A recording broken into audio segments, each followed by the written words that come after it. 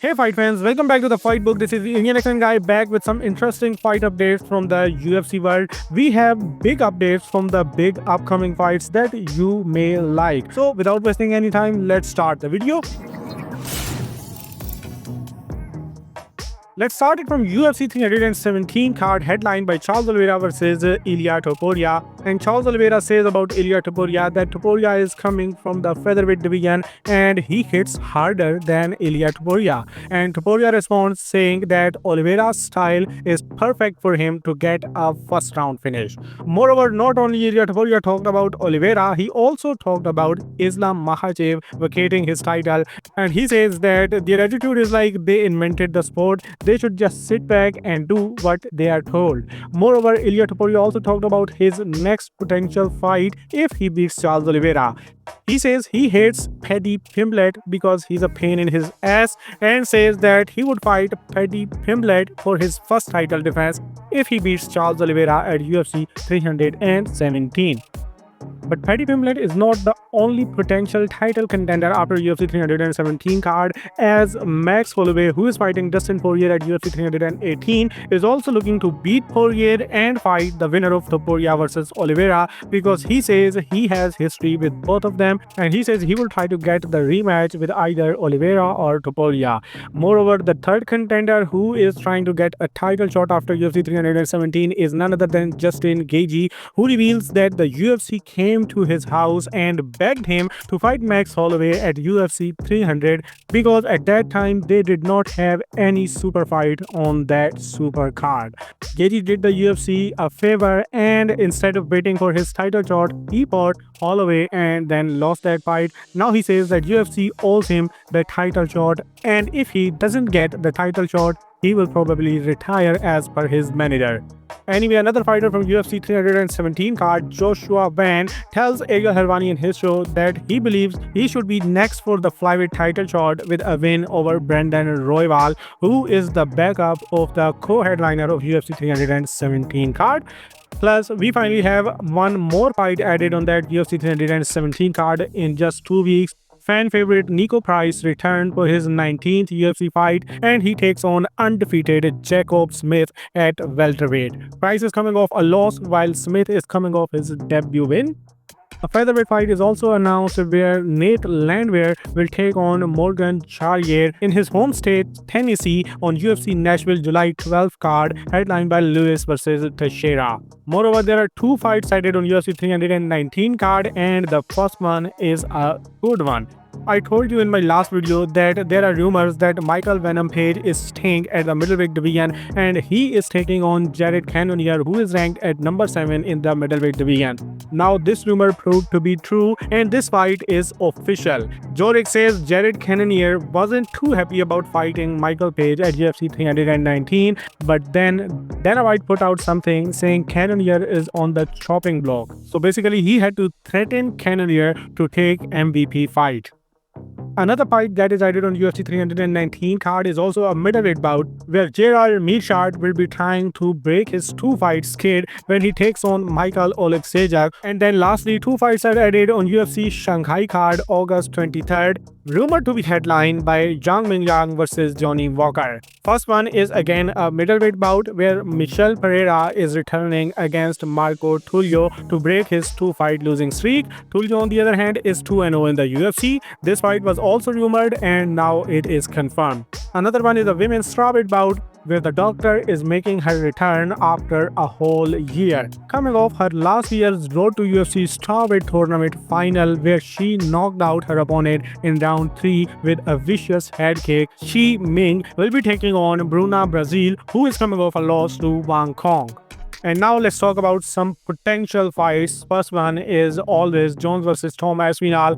No official update from that fight, but Jon Jones was asked if Tom Aspinall comes into his dirty boxing league, so would Jones fight him in his dirty boxing card? Then Jones says yes, he would fight Tom Aspinall if Aspinall comes to his dirty boxing league. Next update is from Alexander Volkanovski versus Yair Rodriguez. Alexander Volkanovski says that nothing is clear about him him fighting Yair Rodriguez. He says he thought that he would be fighting Movsar Evloev, but he is hearing only Yair's name, and first that was for September before their no-show UFC pay-per-view falls off.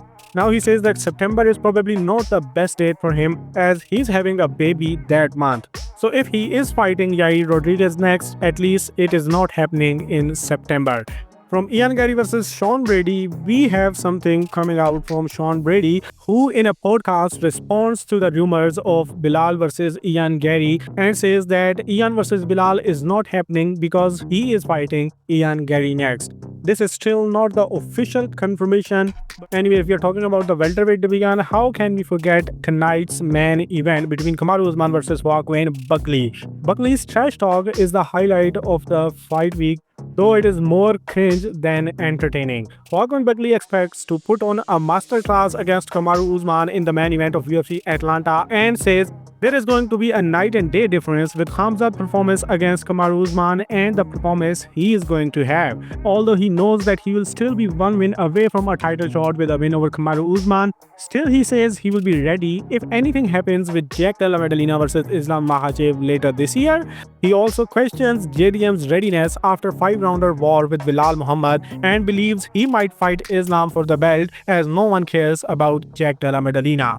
Anyway, Kamaru Usman also has his eyes on Islam Makhachev as he says he wants to fight Islam Makhachev for the 170 title, then vacate this title and move up to fight Dricus du Plessis for the 185 pounds title. Usman welcomes du Plessis as the fourth horseman of African champions. Still, he wants a piece of DDP for calling Three Kings fake African champions. Moreover, he pulled up Francis Ngannou for his ceremonial win ahead of tonight's main event at UFC Atlanta. Anyway, women's bantamweight champion Kayla Harrison considered retirement during her weight cut at UFC 316. She revealed that on Friday night, she thought she should retire and should not fight Saturday night.